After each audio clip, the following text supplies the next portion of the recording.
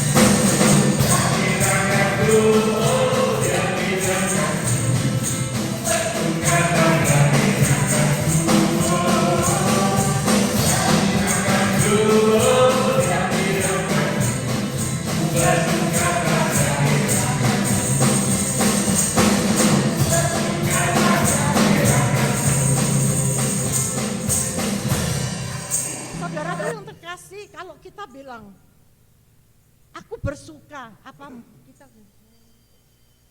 memasuki gerbang dengan hati. Aku lihat ada orang yang begini nih, tidak bertepuk tangan, tidak bersuka cita, tidak memuji Tuhan. Ayo kita sekali lagi mengatakan, ku masuki gerbangnya dengan segenap hati.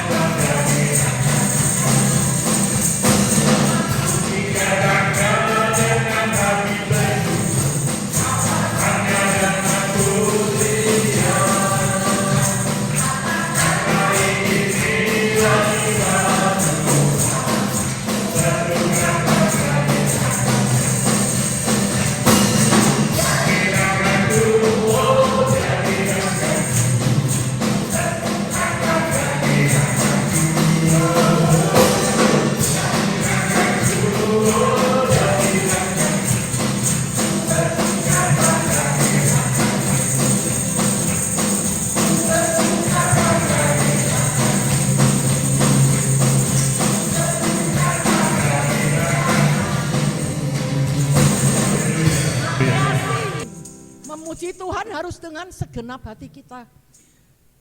Hanya itu melihat dan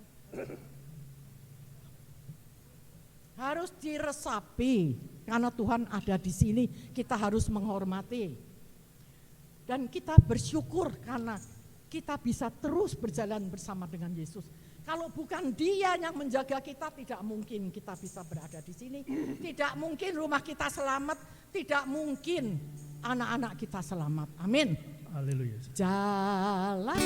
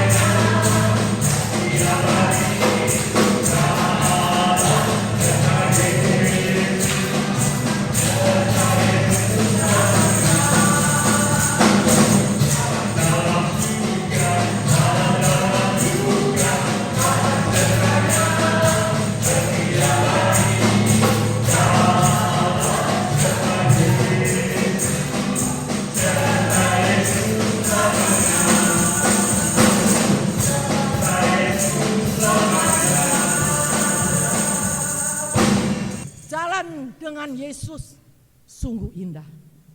Jalan dengan Yesus kita tidak akan takut apapun menghadapi hari esok, apapun juga. Dan mari kita tundukkan hati kita, masing-masing merasakan kasih Tuhan kepada kita, merasakan betapa besarnya Dia ada di dalam jalan hidup kita, karena kita senantiasa ada berjalan bersama Dia, bergandeng tangan dengan Dia. Dan kita katakan, ku rasakan Tuhan kasih-Mu yang begitu besar. Dan ada kuasa yang ajaib. Rasakan kasih-Mu Tuhan.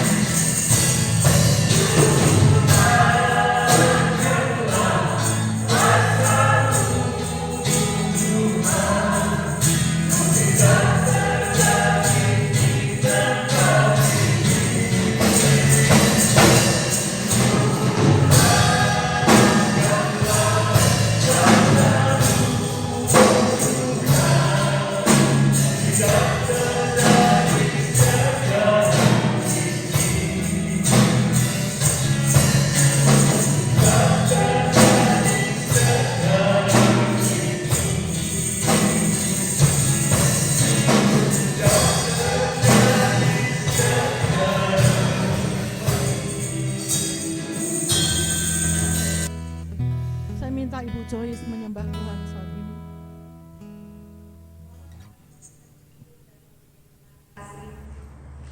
Karena kami boleh diberikan kesempatan untuk memenuhi memuliakan nama.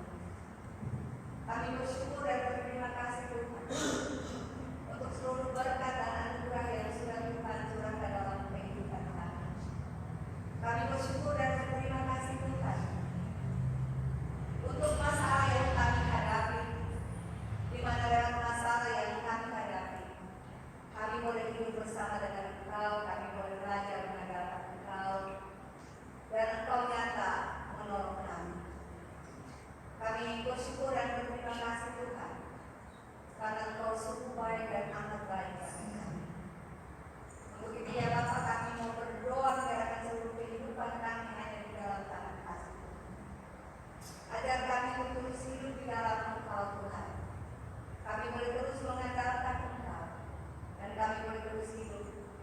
dalam kebenaran firman Tuhan. Terima kasih ya Tuhan Yesus, karena hidup kami boleh ada di dalam tangan-Mu. Terima kasih ya Tuhan Yesus untuk kesempatan ini, karena kami juga boleh belajar tentang kebenaran firman Tuhan. Terima kasih ya Tuhan Yesus, karena kami boleh memuji dan menyembah nama-Mu. Dalam nama Tuhan Yesus kami berdoa. Bagi Tuhan tidak ada yang mustahil.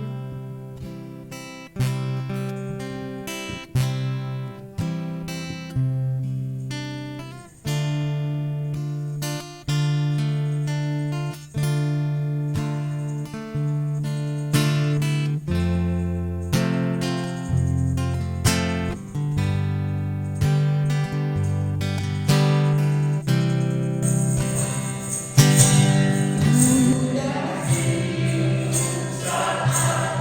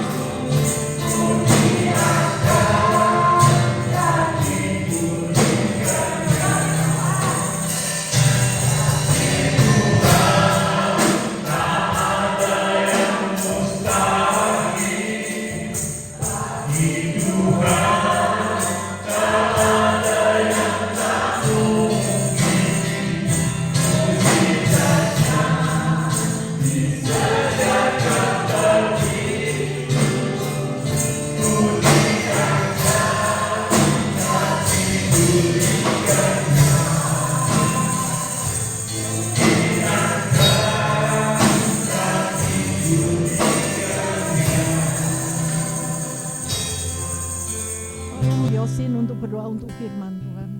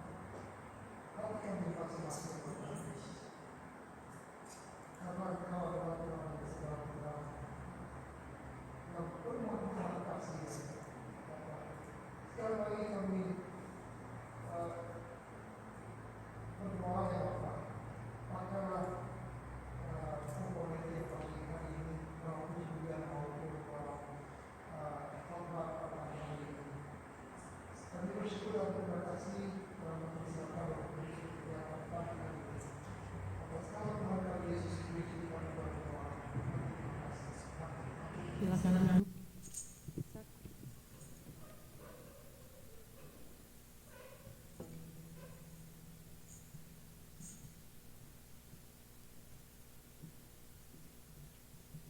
Saya kirim di WhatsApp. Shalom. Baik, puji Tuhan, kita akan merenungkan firman Tuhan pada kesempatan ini. Mari kita membuka firman Tuhan dalam Injil Markus pasal yang kedua. Kita akan melanjutkan perenungan dalam Injil Markus. Injil Markus pasal yang kedua mulai dari ayat 23 dan selanjutnya. Jadi Markus pasal yang kedua mulai dari ayat 23 sampai ayat yang ke-28. Amin. Mari kita memperhatikan firman Tuhan dan kiranya Roh Kudus dapat berbicara dalam masing-masing hati kita. Kita sudah berdoa agar Tuhan menjamah, agar Tuhan mengadakan mujizat, menyentuh hati kita, mengangkat kita, memperbaharui kita. Oleh sebab itu kita mempersiapkan diri dan kita membaca. Markus pasal yang kedua ayat 23 sampai ayat 28. Pada suatu kali pada hari Sabat Yesus berjalan di ladang gandum. Dan sementara berjalan murid-muridnya memetik bulir gandum. Maka kata orang-orang Farisi kepadanya, lihat, mengapa mereka berbuat sesuatu yang tidak diperbolehkan pada hari Sabat? Jawabnya kepada mereka, belum pernahkah kamu baca apa yang dilakukan Daud ketika ia dan mereka yang mengikutinya kekurangan dan kelaparan? Bagaimana ia masuk ke dalam rumah Allah waktu Abiatar menjabat sebagai imam besar, lalu makan roti sajian itu yang tidak boleh dimakan kecuali oleh imam-imam, dan memberikannya juga kepada pengikut-pengikutnya. Lalu kata Yesus kepada mereka, hari Sabat diadakan untuk manusia dan bukan manusia untuk hari Sabat. Saya ulangi ayat ini lagi, ayat 27. Lalu kata Yesus kepada mereka, hari Sabat diadakan untuk manusia dan bukan manusia untuk hari Sabat. Jadi anak manusia adalah juga Tuhan atas hari Sabat. Amin. Baik, ini firman Tuhan bagi kita, dan kita akan melanjutkan perenungan kita dalam Injil Markus. Jadi tema yang saya berikan kepada kita dalam firman Tuhan ini, tema yang saya berikan adalah otoritas Tuhan Yesus Kristus atas hari Sabat. Ya, kita belajar merenungkan sejenak tentang relasi Tuhan Yesus Kristus dan hari Sabat, ya. Dan bagi kita, seringkali kita juga sebagai orang Kristen, kadang-kadang kita bingung dengan hari Sabat. Ya, kita bingung apakah kita itu harus pegang hari Sabat atau kita harus pegang hari Minggu. Kalau kita lebih mementingkan hari Minggu, apakah kita salah karena kita tidak memegang hari Sabat? Tapi kalau kita hari Sabat, apakah kita perlu juga pergi ke hari Minggu? Dan kita belajar merenungkan dari teks firman Tuhan ini. Sebelumnya kita membuat satu tinjauan balik tentang apa yang terjadi dalam Injil Markus ini. Jadi Injil Markus ditulis agar jemaat yang membacanya dapat mengenal bahwa Yesus Kristus itu dia adalah Tuhan. Ini tujuan daripada Injil Markus, ya, yang menurut para ahli adalah Injil yang pertama. Oleh sebab itu Markus 1 ayat 1, ya, permulaan Injil Yesus Kristus anak Allah, ya. Dan kita sudah belajar bahwa setelah itu, sebelum Yesus mulai melayani, maka Tuhan mempersiapkan jalan dengan mengutus Yohanes Pembaptis. Yohanes Pembaptis dia mempersiapkan kedatangan Tuhan Yesus Kristus, dan kita tahu bahwa Yohanes Pembaptis mengatakan akan datang dia yang lebih berkuasa daripada aku, yang bahkan menanggalkan akan kasutnya pun aku tidak bisa. Dan Yohanes Pembaptis dia membaptis akan Yesus Kristus, dan Yesus Kristus mulai pelayanannya. Ya, Yesus Kristus kita melihat juga dalam pasal yang pertama, dia mulai pelayanannya, dia berpuasa, dia selama 40 hari dia digoda oleh iblis, dia menang dan mulai pelayanannya. Dia memanggil juga para muridnya dan mulai pelayanan di bumi ini. Dan ketika Yesus mulai pelayanannya di bumi ini sekitar 2000 tahun yang lalu, Yesus itu menunjukkan perbedaannya dengan guru-guru yang ada pada masa itu, ya. Karena pada masa Tuhan Yesus Kristus ada banyak guru juga di Israel. Ada banyak guru yang ada murid-muridnya, termasuk Yohanes Pembaptis juga dianggap salah satu guru, orang yang berpengaruh, ya, master dalam bahasa Portugis, dan ada banyak pengikutnya, ya. Jadi pada zaman Tuhan Yesus bukan saja Yesus itu guru yang ada pengikut, tapi ada banyak guru yang juga ada murid-muridnya. Tetapi Yesus ada beberapa perbedaan dengan guru-guru zaman itu, ya. Salah satunya perkataan dan pengajaran Yesus penuh dengan kuasa, ya. Perkataan dan pengajaran Yesus itu berwibawa. Perkataan dan pengajaran Yesus itu mampu untuk mengusir roh-roh jahat. Ya, kita sudah melihat tentang Yesus yang menyembuhkan orang yang kerasukan roh jahat di Kapernaum. Dan kita melihat juga pengajaran dan kehidupan dan pribadi Yesus itu juga berkuasa untuk menyembuhkan orang-orang. Ya, kita melihat semuanya itu. Dan ketenaran daripada Yesus Kristus mulai dikenal. Siapakah guru ini? Kok guru ini berbeda? Dia bukan hanya mengajarkan tentang kitab-kitab perjanjian lama, tapi dia mengadakan mujizat, tanda-tanda, ya, ketenaran daripada Yesus. Fama, ya, daripada Yesus mulai tersebar di seluruh Yerusalem dan di seluruh wilayah Palestina, sehingga juga pemuka-pemuka agama waktu itu mereka merasa terancam dengan Yesus. Siapakah orang ini? Wah, umat orang banyak itu mengikuti dia, menyukai akan Yesus, ya.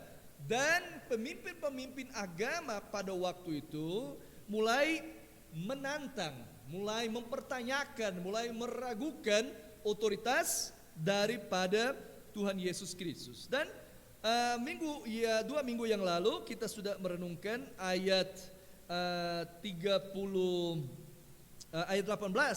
sampai ayat 21, di mana murid-murid Yesus dan orang-orang Farisi mereka berpuasa dan mereka mempertanyakan Yesus, kenapa kok murid-murid Yesus itu tidak berpuasa? Ya, mereka mulai melihat, ya, mereka mulai terancam dan mulai mencari kesalahan dalam kehidupan Tuhan Yesus. Sehingga kita sampai pada teks hari ini di dalam ayat 23, di mana sekali lagi ada suatu konflik antara orang Farisi, pemuka-pemuka agama, murid-murid, guru-guru yang lain, termasuk murid dari Yohanes Pembaptis, yang sekarang mereka mulai mempertanyakan kenapa kok murid-murid Tuhan Yesus itu tidak memperhatikan hari Sabat. Mari kita ke poin yang pertama tentang hari Sabat itu.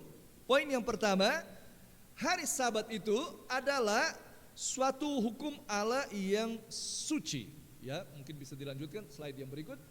Hari Sabat itu adalah satu hukum Allah yang Tuhan berikan. Ya, dalam 10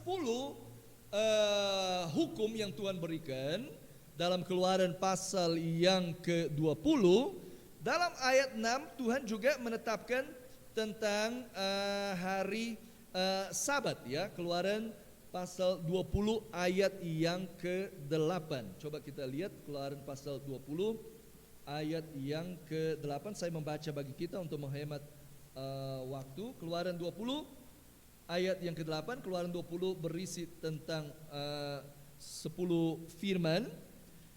Ingatlah dan kuduskanlah hari Sabat. 6 hari lamanya engkau akan bekerja dan melakukan pekerjaanmu, tetapi hari ke-7 adalah hari Sabat Tuhan Allahmu, maka jangan melakukan sesuatu pekerjaan, engkau atau anakmu laki-laki atau anak perempuan atau hambamu laki-laki atau hambamu perempuan atau hewanmu, ya hewan sekalipun tidak boleh bekerja waktu itu pada hari Sabat, atau orang asing di tempat kediamanmu. Sebab 6 hari lamanya Tuhan menjadikan langit dan bumi, laut dan segala isinya, dan ia berhenti pada hari ke-7. Itulah sebabnya Tuhan memberkati hari Sabat dan menguduskannya. Jadi hari Sabat itu bagian daripada perintah Tuhan dalam perjanjian lama yang harus dipatuhi, harus berhenti bekerja dan mencari akan Tuhan semata, bersekutu dengan Tuhan. Jadi hari Sabat itu dalam perjanjian lama itu hari yang dikuduskan oleh Tuhan, ditetapkan untuk istirahat dan untuk menyembah akan Tuhan, ya. Dan ketika orang dalam perjanjian lama awalnya mereka menjaga hari Sabat, mereka menunjukkan kasih dan penghormatan terhadap Tuhan. Ya, bisa mengerti sampai di sini ada hari Sabat untuk beristirahat. Tuhan menciptakan semua dalam 6 hari. Ya, tapi hari ke-7 beristirahat, waktu untuk bersekutu dengan Tuhan. Dan waktu pemberhentian itu menunjukkan rasa cinta dan juga penghormatan kepada Tuhan. Dalam perjalanan manusia karena berdosa itu akhirnya terpengaruh dengan virus dosa ini dan seringkali mempunyai pemahaman yang keliru terhadap banyak hal, termasuk tentang hukum Taurat, termasuk tentang ke-10 hukum, dan termasuk juga terhadap hari Sabat itu sendiri. Poin yang kedua, ada konflik pemahaman tentang hari Sabat dan juga tradisi manusia. Ya, dalam teks firman Tuhan yang kita baca tadi, seperti saya katakan, Yesus mulai terkenal pelayanannya, kuasanya di seluruh Yerusalem, dan ada orang-orang Farisi dan juga banyak orang yang mulai mempertanyakan Yesus. Dan satu hari orang-orang Farisi ini yang merasa ada suatu ajaran yang baru, ada suatu pemimpin yang baru yang barangkali bisa membahayakan mereka mengamati akan Yesus, sudah mengamati juga sebagaimana murid-murid Yohanes mengamati tentang murid Yesus yang tidak berpuasa. Mereka mengamati bahwa Yesus itu dan murid-muridnya itu mereka melanggar akan hari Sabat, dan sebagaimana kita membaca tadi, mereka melihat ayat 24, mengapa mereka berbuat segala sesuatu yang tidak perbolehkan pada hari Sabtu? Karena dalam ayat 23, suatu kali pada hari Sabat Yesus berjalan di ladang gandum, dan secara berjalan murid-muridnya memetik bulir gandum. Ya, jadi murid-murid sedang berjalan di Israel. Siapa yang pernah pergi ke Israel? Ya, ada padang di sana, ada gandum. Murid-murid sedang jalan dan tiba-tiba mereka memetik akan bulir gandum, ya karena mereka mau makan. Ya, tapi hari itu hari Sabat. Dan kata hukum Taurat, hari Sabat tidak boleh bekerja, harus menjaga, harus mengutamakan waktu untuk menyembah Tuhan, bersekutu dengan Tuhan dan beristirahat. Ya, tetapi apa yang terjadi di sini? Tuhan Yesus dipertanyakan oleh orang-orang Farisi dan dia menjawab dalam ayat 25. Jawabnya kepada mereka, belum pernahkah kamu baca apa yang dilakukan Daud ketika ia dan mereka yang mengikutinya kekurangan dan kelaparan? Bagaimana ia, Daud, masuk ke dalam rumah Allah waktu Abiatar menjabat sebagai imam besar, lalu makan roti sajian itu yang sebenarnya tidak boleh dimakan kecuali oleh imam-imam, dan memberinya juga kepada pengikut-pengikutnya. Jadi Yesus menjawab sanggahan daripada orang Farisi, loh kok hari ini hari Sabat kalian memetik gandum? Ya, kalian tidak tahu bahwa hari ini tidak boleh memetik, hari ini tidak boleh bekerja. Ya, tapi Yesus menjawab, wah kalian bilang saya tidak, murid-murid tidak boleh memetik gandum, tapi kalian yang menyebut ini, kalian tidak baca cerita kisah tentang Daud ketika dia dikejar oleh Saul, dia dan pengikutnya mereka kelaparan, tidak ada sesuatu untuk makan, hari itu hari Sabat. Tapi mereka akhirnya masuk dalam bait Allah karena mereka tahu di sana ada roti, ya, ada roti yang dikhususkan oleh para imam, ya, dalam ayat 25, 26. Di sana ada roti sajian yang tidak diboleh makan, tapi Daud masuk di dalam bait Allah, ambil roti sajian, makan dengan pengikutnya, dan itu tidak menjadi masalah. Daud tidak dihukum, Daud tidak dibinasakan, ya, Daud tidak dimusnahkan. Meskipun pada satu sisi dia dianggap tidak menaati akan peraturan daripada hari Sabat. Kalian tidak membaca itu. Ya, Yesus mengelak, menjawab kepada orang-orang Farisi itu. Jadi apa yang kita bisa belajar dari sini adalah bahwa dosa seringkali membuat kita memutarbalikkan atau tidak mengerti dengan persis akan firman Tuhan, dan karena dosa kita akhirnya lebih hidup dalam ketakutan apakah kita hidup sesuai dengan agama atau tidak. Nah, ini poin yang pertama yang saya mau bagikan bagi kita. Jadi dosa membuat hidup kita itu lebih takut agama dan peraturan-peraturan daripada takut akan Tuhan dengan segenap hati. Ya. Karena kita ketakutan terhadap Tuhan, kita ketakutan terhadap melanggar aturan-aturan yang ada. Dan ketakutan melanggar aturan-aturan agama atau tradisi yang ada membuat apa? Membuat kita hati-hati lebih memperhatikan aturan yang ada daripada takut akan Tuhan secara sukarela. Ini yang terjadi dengan orang-orang Farisi. Ya. Orang-orang Farisi mereka mempunyai motivasi yang dapat dikatakan baik. Mereka mau menjaga tradisi, mereka mau menjaga hukum yang kita baru baca, bahwa kita harus menjaga akan hari Sabat. Jadi orang-orang Farisi ada motivasi yang baik. Tetapi karena mereka tidak memahami sepenuhnya firman Tuhan, akhirnya mereka lebih apa? Lebih takut aturan, lebih takut dihukum Tuhan daripada dengan sukarela mau taat kepada Tuhan.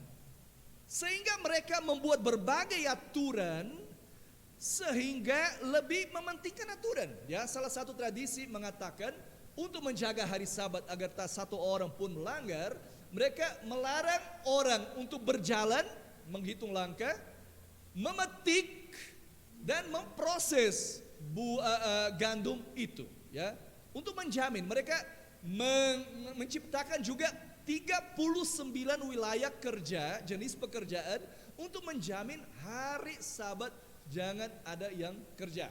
Ya, saya pernah ada kesempatan ke Israel tahun yang lalu dan hari Sabat itu benar-benar sunyi. Ya, mereka semua tinggal di dalam rumah. Ya, tidak ada yang berani ke jalan, hanya orang-orang asing saja ya dari luar Israel yang akhirnya berjalan ya, karena mereka mau mematuhi secara hurufiah akan peraturan yang ada.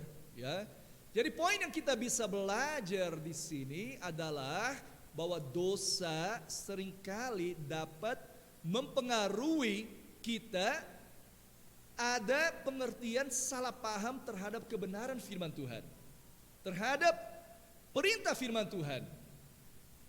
Dosa membuat kita bukan takut akan Tuhan dalam arti menghormati Tuhan, tetapi kita ketakutan Tuhan menghukum kita.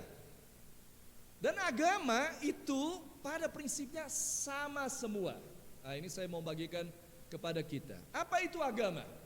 Ya, terlepas daripada agama Kristen atau agama yang lain, semua agama itu apa? Apa itu esensi daripada agama? Ya, agama itu dikatakan bahwa ada suatu entitas ilahi, ya, ada kita sebagai manusia, dan kita sebagai manusia harus mengikuti beberapa peraturan supaya entitas ilahi yang ada di atas itu senang, suka, bahagia, dan tidak marah dengan kita. Sehingga kalau kita salah ya dalam kehidupan, kalau kita berdusta, kalau kita bohong, kalau kita melukai seseorang, kalau kita berutang, kalau kita bertindak dengan tidak benar, kita dalam kesalahan, entitas ilahi itu marah dengan kita. Sehingga apa? Kita harus melakukan sesuatu supaya yang di atas tidak marah terhadap kita. Sehingga apa? Kita mau jamin bahwa seluruh hidup kita menaati akan peraturan. Orang Farisi demikian. Orang Saduki demikian. Orang-orang Israel waktu itu demikian. Mereka sudah tahu bahwa Allah Israel adalah Allah yang bisa murka. Ya, ada berbagai contoh. Mereka tahu bahwa Allah Israel itu yang membuang Israel di Asyur, yang membuang Israel di Babilonia, yang telah membiarkan mereka memakan waktu 40 tahun di padang gurun. Mereka menderita di bawah perbudakan selama di Mesir. Orang Israel tahu akan hal itu. Dan orang-orang Saduki, orang-orang Farisi, mereka mau menjaga agar semua menaati aturan-aturan yang ada, sehingga Allah itu tidak murka dan marah terhadap kita. Tetapi Tuhan Yesus Kristus berbeda. Tuhan Yesus Kristus, dia datang sebagaimana dalam teks yang kita belajar dalam perenungan yang sebelumnya tentang puasa. Dia datang untuk membawa suatu kain yang baru yang tidak bisa mencampuri anggur yang lama dan anggur yang tua. Ya, Tuhan Yesus Kristus sebagaimana kita merenungkan pada perenungan yang terakhir bahwa Tuhan Yesus Kristus itu dia yang memungkinkan kita tidak perlu berpuasa selama mempelai ada bersama dengan murid-muridnya. Ya, Tuhan Yesus Kristus dia datang untuk merubah konsep dan pengertian daripada agama. Ya, tapi sampai di sini dulu yang saya mau membagikan di sini bahwa para pemimpin agama saat itu lebih memperhatikan aturan-aturan tradisional daripada kebenaran dan belas kasihan Allah, ya. Tapi Yesus akan menunjukkan bahwa kepatuhan segala hukum-hukum Allah tidak boleh mengaburkan kebutuhan akan belas kasihan dan keadilan. Ya, semua bisa mengikuti sampai di sini. Ya, poin yang ketiga sekarang.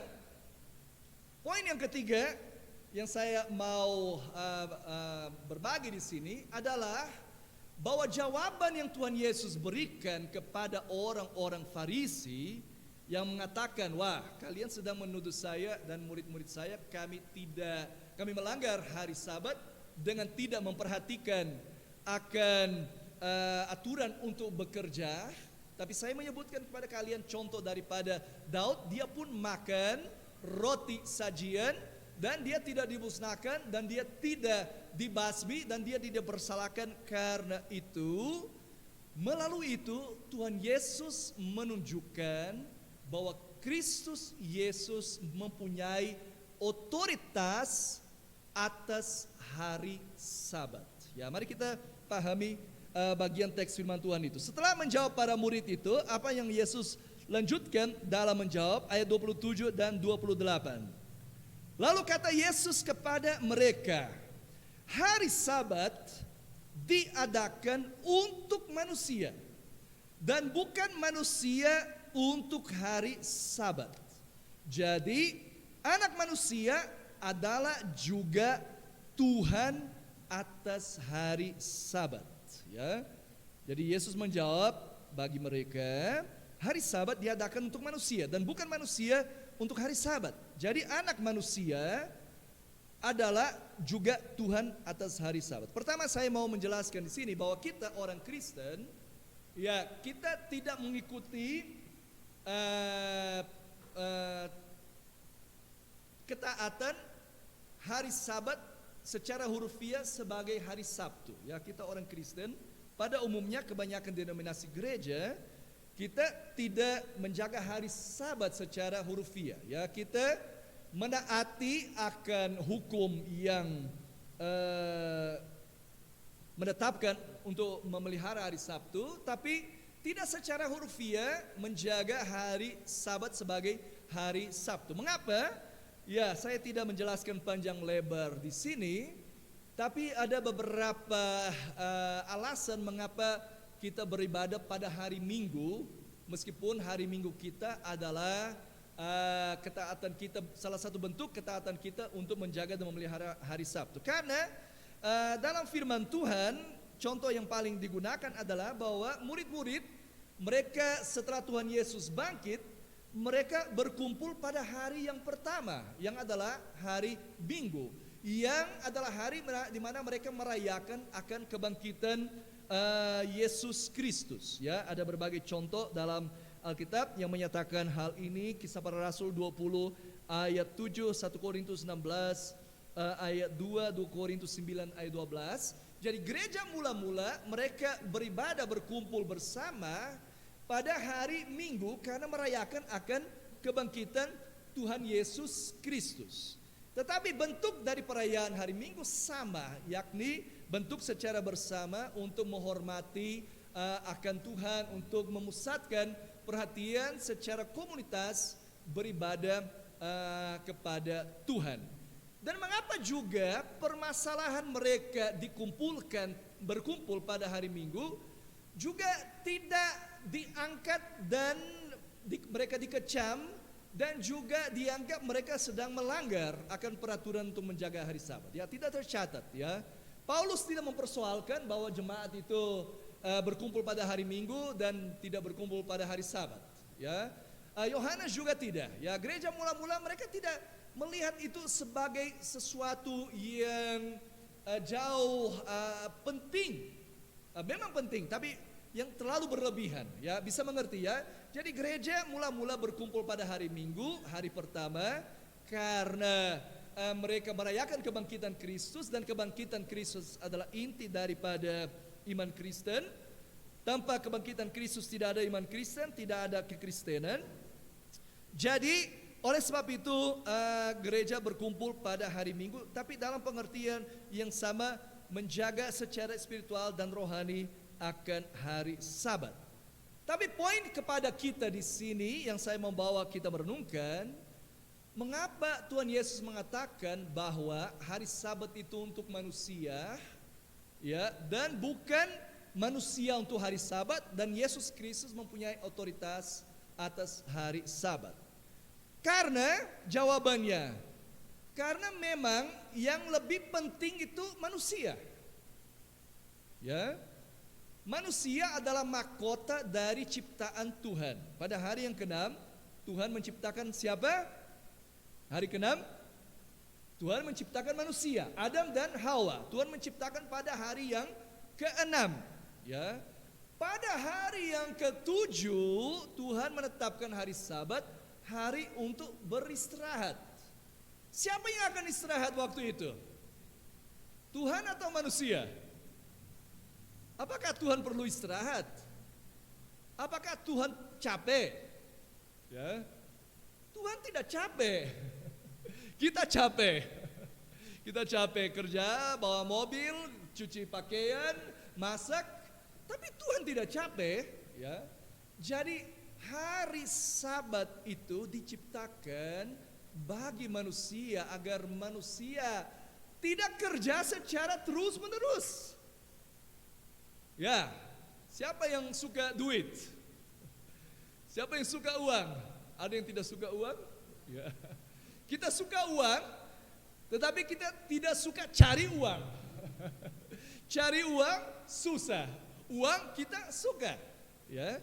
Tapi karena manusia seringkali serakah, karena mau cari uang, kalau dibiarkan dia akan cari uang terus-menerus, sampai mengorbankan kesehatan, sampai mengorbankan keluarga, sampai mengorbankan dirinya, sampai pikun. Manusia kalau dibiarkan karena keserakahan, karena dosa, dia bisa kehilangan. Dan oleh sebab itu dalam masyarakat kita zaman kini banyak orang yang sakit, banyak orang yang burn out, ya, bekerja berlebihan, kehilangan kendali emosional, tidak bisa mengontrol, tidak bisa membedakan rumah dan tempat kerja, kehilangan, dan akhirnya sakit, ya, dan akhirnya ada serangan jantung, susah bernafas.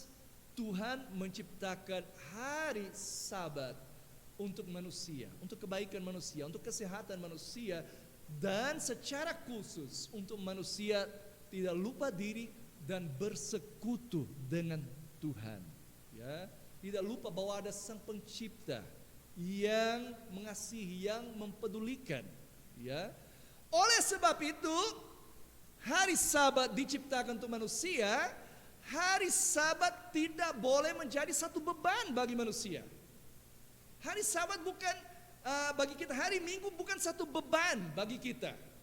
Hari Minggu seharusnya hari di mana kita beristirahat, kita lega, kita bersuka cita, kita teringat ada Tuhan yang menciptakan langit dan bumi, yang mengasihi kita, yang peduli sama kita, bahwa kita semua ini bukan robot, kita bukan mesin, kita semua ini ada waktu untuk istirahat, untuk merenungkan, untuk refleksi, untuk menyanyi, untuk segar, untuk tidur, ya, tanpa ada waktu untuk bangun, tetapi juga untuk bersekutu, untuk memuji Tuhan. Hari Sabat seharusnya bukan menjadi satu beban bagi kita.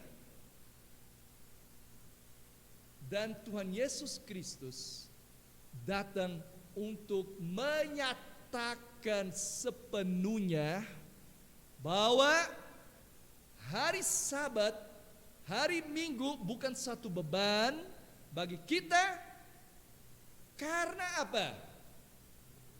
Karena Tuhan mengasihi kita dan mau agar kita sebenarnya apa? Berhubungan, berelasi dengan Tuhan. Kapan? Apakah hanya hari Sabat? Apakah Tuhan hanya ada hari Minggu di gereja? Di mana kita mencari Tuhan? Apakah hanya hari Minggu di sekolah Minggu? Apakah kita hanya bisa bertemu dengan Tuhan hari Minggu dalam ibadah bahasa Portugis, hari Minggu dalam ibadah dalam bahasa Indonesia? Kapan kita bisa bertemu dengan Tuhan? Setiap saat. Tuhan Yesus berkata kepada perempuan Samaria, Aku mencari penyembah yang menyembah dalam roh dan kebenaran. Perempuan Samaria itu dia berkata kepada Yesus, kami mengatakan bahwa kami harus menyembah Tuhan di dalam gunung ini. Kalian menyembah bahwa tempat untuk menyembah Tuhan di Yerusalem. Tapi Yesus menjawab, akan tiba saatnya dan saatnya sudah tiba di mana mereka yang menyembahku akan menyembah dalam roh dan kebenaran. Tidak tergantung tempat, tidak tergantung waktu, bukan hari Sabat saja, bukan hari Minggu saja, tapi Senin, Selasa, Rabu, Kamis, Jumat, setiap waktu, setiap saat, di mana saja Tuhan bisa disapa, disembah, dipuji, Dia hadir. Oleh sebab itu, hari Sabat tidak boleh menjadi satu beban. Aduh, saya harus ke gereja. Kalau saya nggak ke gereja, Tuhan akan marah. Kalau saya tidak berikan persembahan, perpuluhan, Tuhan akan catat saya berutang kepada Tuhan. Tuhan Yesus Kristus datang untuk mengatakan bahwa Anak manusia Yesus Kristus adalah Tuhan atas hari Sabtu. Siapa di sini yang merasa bersalah kalau tidak memberikan persembahan atau perpuluhan? Tidak usah jawab. Siapa di sini merasa bersalah kalau hari Minggu tidak pergi ke gereja? Tidak perlu menjawab. Dulu saya merasa demikian. Saya merasa bersalah. Waduh, saya nggak ke gereja hari Minggu ya. Waduh, Tuhan pasti marah dengan saya ya. Saya merasa bersalah. Tapi Bapak Ibu, om-om, tante-tante, saudara-saudara yang saya kasih dalam Kristus Yesus, pemikiran ketakutan ketika kita tidak menaati suatu perintah itu adalah ketakutan agama. Sebagaimana saya katakan, semua agama mempunyai satu ilah, entitas, dan seperangkat aturan yang kita harus taati supaya ilah tidak murka dengan kita. Tetapi Yesus Kristus, Dia datang dan Dia tidak datang untuk membuat agama. Tuhan Yesus tidak datang untuk membuat suatu agama. Tuhan Yesus Kristus datang bukan untuk membuat kita ketakutan, tapi Tuhan Yesus Kristus datang untuk apa? Untuk menyelamatkan kita, menebus kita, mengampuni kita. Yesus Kristus datang untuk menjadi anak domba Allah, korban sembelihan yang tak bercacat dan tak bernoda. Yesus Kristus anak domba Allah yang mati di kayu salib, sehingga Dia menggantikan Bapak, Ibu, Saudara, saya, kita semua di kayu salib. Dia mati tetapi Dia bangkit, dan melalui kebangkitannya kita sudah merenungkan berulang kali kitab Kolose. Yesus menang atas maut, menang atas iblis, menang atas kuasa dosa, mengampuni kita. Sehingga apa, om-om, tante-tante? Kita diampuni oleh Tuhan. Kita tidak perlu lagi hidup dalam ketakutan, karena Tuhan sudah mengasihi dan mengampuni dosa-dosa kita. Jadi saya ke gereja, jadi saya memberikan persembahan, jadi saya mengambil bagian dalam puji-pujian, saya melayani Tuhan dengan harta benda saya melayani Tuhan di sekolah minggu, saya menjadi misionaris, saya menjadi pengkhotbah. Semua saya lakukan bukan karena saya ketakutan Tuhan mau menghukum saya, tapi karena saya mengucap syukur atas kasih yang Tuhan sudah menunjukkan dan berikan bagi saya. Saya bebas, kita bebas. Kita tidak perlu lagi ada ketakutan terhadap apapun juga, karena Tuhan mengasihi kita. 1 Yohanes pasal 4 ayat 18. 1 Yohanes pasal 4 ayat 18. Saya membaca bagi kita mengenai kasih. 1 Yohanes pasal 4 ayat 18. Saya perlu kacamata ya sebenarnya. 1 Yohanes pasal 4 ayat 18. Ya. Demikianlah firman Tuhan kepada kita semua. Di dalam kasih tidak ada ketakutan. Kasih yang sempurna melenyapkan ketakutan. Sebab ketakutan mengandung hukuman, dan barang siapa takut, ia tidak sempurna di dalam kasih. Sekali lagi, di dalam kasih tidak ada ketakutan. Kasih yang sempurna melenyapkan ketakutan. Sebab ketakutan mengandung hukuman, dan barang siapa takut, ia tidak sempurna di dalam kasih. Di dalam Tuhan Yesus Kristus, Dia mengasihi kita, Dia mengampuni kita, Dia memulihkan kita, Dia memperbaharui kita, Dia memanggil kita untuk berelasi, bersekutu langsung dengan Tuhan di tempat manapun, waktu manapun, kapanpun. Meskipun seorang tua, seorang ibu meninggalkan anak, Mazmur mengatakan, aku tidak akan meninggalkan kalian. Ini yang Tuhan Yesus datang untuk perbuat. Ya, orang-orang Farisi waktu itu mereka melihat aturan, mereka ketakutan aturan, mereka belum mengenal Tuhan. Tuhan Yesus datang mengundang mereka. Tuhan Yesus mengundang Nikodemus, guru daripada salah satu orang Farisi, Nikodemus. Kalau kamu tidak lahir baru, kamu tidak bisa masuk kerajaan Allah. Lahir barulah melalui karya daripada Roh Kudus.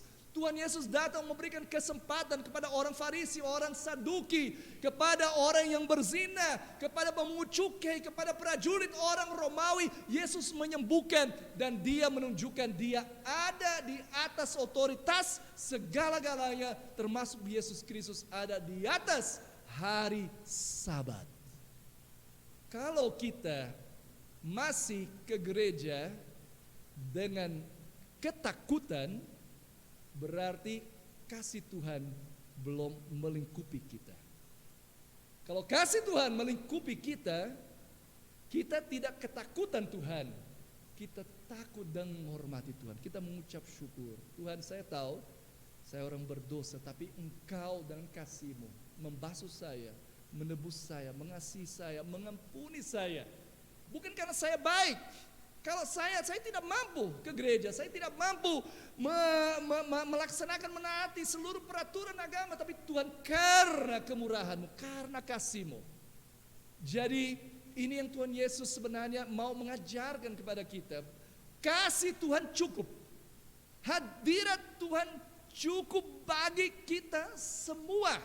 Kita tidak perlu takut lagi atas murka Allah. Kita tidak perlu takut lagi atas amarah daripada Tuhan, karena sudah ditimpakan pada Tuhan Yesus Kristus. Yesus Kristus. Mungkin saya pernah berkhotbah, tidak tahu kalau ada yang memahami. Tahukah om-om, tante-tante, bapak ibu, bahwa apa yang membuat Tuhan Yesus sampai berkeringat darah itu bukan karena Dia akan dicambuk, bukan karena Dia akan dibunuh. Tahu penderitaan Tuhan Yesus yang terbesar, bukan penderitaan. Bahkan saya pernah berkhotbah, barangkali ada dalam sejarah umat manusia orang yang mati lebih parah, lebih mengerikan daripada Tuhan Yesus Kristus. Tetapi ada satu hal yang Tuhan Yesus Kristus alami yang tidak dialami oleh seorang pun, seorang pribadi pun, seorang makhluk pun sepanjang sejarah manusia. Apa? Yakni Dia yang tidak berdosa menanggung seluruh dosa umat manusia. Itu kita tidak bisa bayangkan. Ya, itulah kasih Tuhan. Ya, kita, siapa yang pernah difitnah di sini atau dikatakan sesuatu yang kita tidak perbuat, kita merasa ya, waduh, saya kok dikatakan begitu, itu kita sakit hati. Satu orang berfitnah tentang kita, si Ishak buat itu, padahal Ishak tidak buat. Itu sakit hati. Bayangkan kalau satu orang saja bicara kita merasa sakit, tapi Tuhan Yesus menanggung dosa seluruh umat manusia. Kita tidak bisa bayangkan. Tetapi itulah kasih Tuhan Yesus Kristus bagi kita. Sehingga kita yang menerima Tuhan Yesus Kristus, kita tidak perlu lagi hidup dalam ketakutan. Ya, kita takut dan hormat akan Tuhan karena kasih Tuhan. Hari Minggu tidak menjadi beban. Karena apa? Karena saya akan ke gereja bersekutu dengan saudara-saudara saya. Saya akan beribadah pada Tuhan dan saudara saya. Saya akan menerima firman Tuhan. Saya akan makan siang bersama. Saya akan bersuka cita. Saya bisa menolong dengan sharing dengan orang lain. Tidak menjadi suatu beban. Kalau tidak ada kasih Tuhan di dalam kita, semua terpaksa. Waduh, saya harus ke gereja hari ini ya. Hari Minggu saya mau ke klub. Ya, saya mau jalan-jalan, ya, saya mau mengadakan perjalanan, jadi satu beban. Tapi kalau kita memahami kasih Tuhan, siapakah saya? Saya orang berdosa, tapi Tuhan Yesus mati bagi saya, ya. Saya teringat, maaf sebutkan di sini sama Omang Koktai. Ya, satu hari mungkin kami sedang pancing secara bersama waktu itu, saya tidak pernah lupa. Bahwa dulu semua tahu di sini bahwa Om Koktai ketika datang tim penginjilan atau mereka datang menginjili, ya Nalina atau ayah saya dan lain, datang ke sini Om Koktai lari. Ya tiba-tiba ada sesuatu untuk saya buat, ya. Tapi satu hari Tuhan menjamah Om Koktai sehingga kasih Tuhan melingkupi akan hatinya, dan saya ingat satu kalimat yang Om Koktai dulu bicara bagi saya. Kalau Tuhan begitu mengasihi saya, ya, maka saya juga mau mengasihi akan Tuhan. Ya. Dan saya pikir demikian pula kita semua di sini. Kalau kita mengerti kasih Tuhan bagi kita yang adalah orang berdosa, kita pasrah. Terima kasih Tuhan. Ya, saya mau ke gereja. Ya, saya mau melayani Engkau, bukan beban, bukan sesuatu yang sulit. Kalau ada hari Minggu, ya saya ada kunjungan, saya ada pekerjaan, ya saya tidak bisa ke gereja, saya bisa pergi kerja, saya bisa libur dengan orang tua. Saya tidak akan menyangka, wah saya sedang libur dan keluarga saya tidak ke gereja, Tuhan akan marah. Tidak, Tuhan senang Bapak Ibu keluar liburan, istirahat, sehat, bersuka. Di sana pun barangkali jago Zringtoya di Indonesia, di sana pun Bapak Ibu sedang bersekutu dengan Tuhan, sedang berbahagia, tidak lupakan Tuhan, sedang istirahat, menjaga kesehatan. Tuhan juga ada di sana, Tuhan juga bersuka cita di sana bersama dengan saudara-saudara. Kita tidak perlu lagi dihantui ketakutan karena Tuhan mengasihi kita. Dia adalah Tuhan atas hari Sabat. Hari Sabat diciptakan bukan untuk menjadi beban kepada kita. Yesus berkata sekali lagi dalam Markus pasal 2 yang kita baca tadi, ya bukan hari Sabat yang bukan manusia yang diciptakan untuk hari Sabat, tapi hari Sabat diciptakan untuk manusia karena Tuhan mengasihi kita. Sebenarnya dari kekal sampai kekal dan masuk dalam sejarah umat manusia, Tuhan senantiasa mengasihi kita. Masalahnya siapa? Masalahnya kita sendiri. Masalahnya kita yang keras kepala. Masalahnya kita yang tidak dengar sama Tuhan. Masalahnya bukan Tuhan. Kenapa hari Minggu menjadi beban? Ya karena kita sendiri. Karena kita yang menyimpang, karena kita mengutamakan hal lain, karena kita yang lari, karena kita yang tidak dengar-dengaran, karena kita yang ngantuk. Tapi sebenarnya Tuhan senantiasa Dia mengasihi kita. Amin. Baik, oleh sebab itu sebagai penutup untuk perenungan firman Tuhan kita pada hari ini, bagian penutup slide yang berikut. Jadi melalui Injil dalam Markus kita melihat bahwa kita memperoleh pemahaman yang lebih dalam tentang kekuasaan dan otoritas Kristus atas hari Sabat.